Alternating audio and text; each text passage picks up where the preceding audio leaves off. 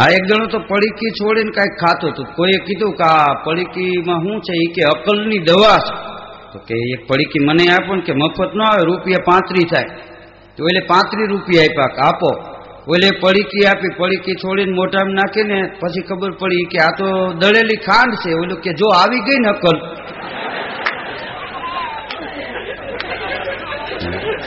આને કઈ મોંઘવારી ન નડે. આ બસ સ્ટેન્ડમાં એક જણો હાંચીથી પડીકું પકડીને આખા દેજો, આખા દેજો. કોઈ કે શું છે? એ કે આમાં ગરમ મસાલો છે. નકામ અડી જાય, કોઈક દાજી જાય. હા, ઓછું પાત્ર ને અધકું ભણ્યો, વઢકણી વોવે દીકરો જણ્યો. હા, એ પછી આખા ઘરમાં ફોજદાર થઈને ફરે. એને એકને જ દીકરો. હા, આમ તો વિચારો છે ને છોકરા જેવા હોય, હવ ના હવ ને ગમે. આપણું છોકરું શેડારું હોય તો મારું ચકુડિયું, મારું ચકુડિયું. હા, પાડોશીનું રૂપાળું હોય તો આપણે ન ગમે, લઈ જવાને. હા, વિચારો છે ને એ છોકરા જેવા હોય, હવ ના હવ ને ગમે, બીજાને ન ગમે. ઓછું પાત્ર ને અધકું ભણ્યો, વઢકણી વોવે દીકરો જણ્યો. એક તો ઊંટને ઉકેડે ચડ્યો. હા, અને વાયલ ને પાછો વાતું એ ચડ્યો. એક તો વાયલ હોય ને પાછો વાતું કરે, એમાં હું બાકી રહી. હા, એક વાણીએ તો ભેંસ લીધી, દોતા નહોતું આવડતું. માલધારીને કીધું કે મહિને ₹150 આપી 2 ટાણા ભેંસ દોઈ જાય. ભલે એમાં શિયાળો આવ્યો એક દી, અને એ આવ્યો નહીં માલધારી. 1-2 કલાક રાહ જોઈ. પછી વાણીઓ ગયો એના ઘેરે, ત્યાં ધાબળો ઓઠીને બેઠો હતો. હાલી કે ભેંસ દોવા. તો બેઠો બેઠો કે હું નહીં આવું, આમ હાથ કરે. પણ તને વાંચો હું પૈસા ઓછા થતા હોય તો વધારી દે. કે ના મારા હોઠ દુખે છે. તો કે ભેંસ આયથી દોવી, હોઠનું શું કામ છે? એ કે શેઠ, ધંધો અમારો તમને ન ખબર પડે. કેમ? એ કે હું ભેંસ દોવા બેહું અને ભેંસ ઊંચો પગ કરે એમ હોઠથી કરવું પડે. હા,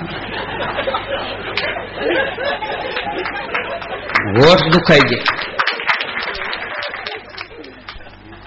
હા, ખરેખર ઘણી વાર ઘાણી થઈ જાય માણસને. મગજમાં વિચારવું એ એક તકલીફ થઈ પડ્યો. એક બાપા ગામડાને જતો હતો ટ્રેનમાં, એમાં ચેકિંગ વાળા આવ્યા. બાપા ટિકિટ આપો.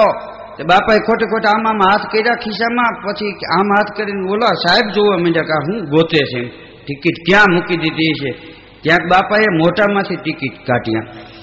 થૂકવાળી ઓલા આડે એ કે આવી ગઈ બાપા, એમ કહીને વૈયા ગયા. બાજુમાં જુવાન બેઠું, તેને કીધું બાપા ટિકિટ આ એટલા બધા ખીચા છે ને મોઢામાં શું કામ રાખી? કે દીકરા એ જાણવા સારું તારે બીજો જન્મ લેવો પડે. પગમાં પડી ગયો. બાપા મને કયો. બાપા કે 3 વર્ષથી આની આ ટિકિટ હલાવું છે. મોઢામાંથી કાઢ્યું એટલે કોઈ જોતા નથી ને વિયા જાય. અને મારું એમને ગાડું હાલ્યા રાખે. હા, એકવાર ચેકિંગ વાળા આમ ચેકિંગ કરતા કરતા આવ્યા ને તો 2 જણાએ એક જ ટિકિટ લીધેલી, ટોયલેટમાં ગરી ગયા. ટીટીએ ખખડાવ્યું તો કાણેથી એક ટિકિટ બતાવી. તો ઓલાને એમ થોડું આમાં 2 જણા હશે એમ. ઓલા તો વૈયા ગયા. એની બાજુમાં બેઠા તો કે તમે ગજબ કરો છો. એ કે હવે તો અમારે એક જ ટિકિટ લેવી જોઈએ. કે હવે આ વખતે ક્યારેક બહાર જાય ત્યારે વાત. એમાં બીજી વાર 6 મહિના પછી ટ્રેનમાં નીકળ્યા તો ઓલાય હતા રેલવે સ્ટેશને. તે ઓલાવે એક ટિકિટ લીધી, તો ઓલાવે એક લીધી હતી, એને હાવ ન લીધી. એ કે તમે એક લ્યો તો અમે એટલી પ્રગતિ ન કરી, વગર ટિકિટ જવાનું. તો કેવી રીતે? એ કે અટાણે ન ખબર પડે. ગાડીમાં બેસી ગયા, એમાં આમથી ટીટી આવતા હતા ટિકિટ જોતા જોતા. તો ઓલા 2 જણા ભાગ્યા, ટોયલેટમાં ગરી ગયા. તે ટીટી આવે એ પેલા આવડાવે ખખડાવ્યું, કાણીથી ટિકિટ આપી ખીચામાં મારીને વૈયા ગયા ઠેકાણે.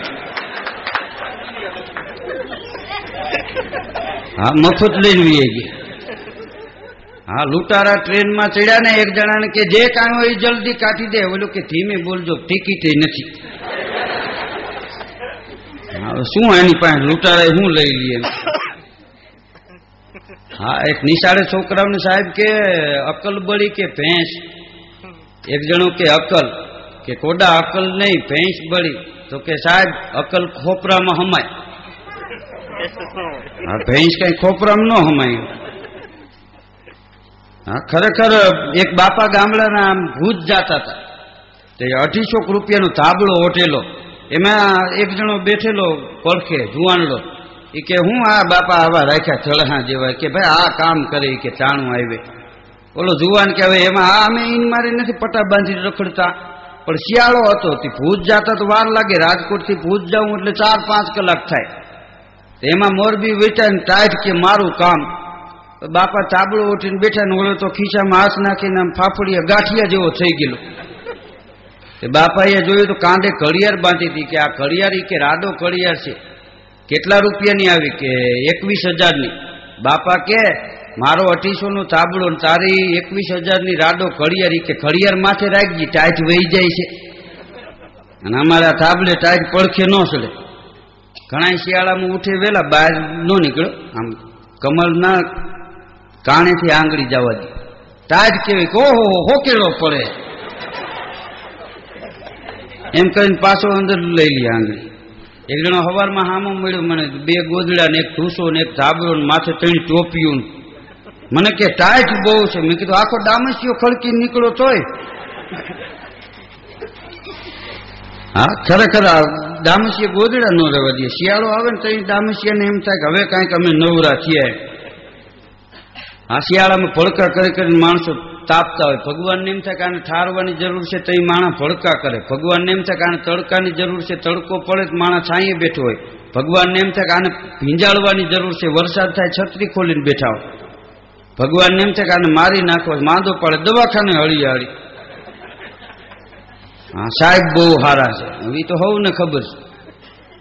હા એક ભાઈ દવાખાનામાં હતા ને, એમાં નર્સને કે મારી વાહે કોઈ નથી ને હવે હું રહીશ નહીં. નર્સ કે સાહેબ તને મરવા નહીં દે. કેમ કે 18,000નું બિલ લેવાનું છે. હા એ દીધા પછી મરીશ, ત્યાં સુધી મરીશ નહીં. એક જણો ગયો ને દવાખાને, કે મને પરસેવો નથી વળતો. પટાવાળાને કે આને બિલ આપી દે. હા હમણાં જો પરસેવાની ધારું નથી થતી. હા મારે એક દી એક ભાઈને ઘેરે જવું હતું ને, એમાં 3જા માળે રહેતા હતા.